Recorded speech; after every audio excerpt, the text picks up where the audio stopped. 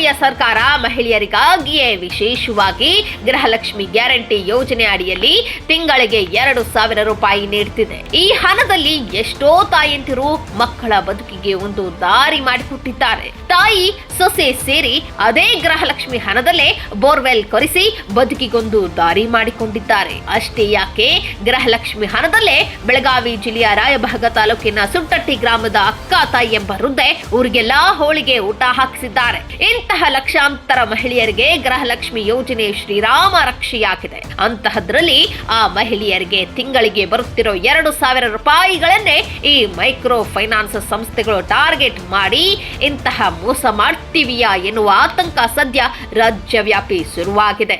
ಅಲ್ಲಿ middle man ಕೂಡ 4 ಜನ ವಿಶೇಷವಾಗಿ ಮಹಿಳೆಯರ ಇದನ್ನ ನೇತೃತ್ವ ವಹಿಸಿದ್ದಾರೆ. ಈಗಾಗಲೇ ಒಬ್ಬನ ಅರೆಸ್ಟ್ ಮಾಡಿದೀವಿ ನಾವು.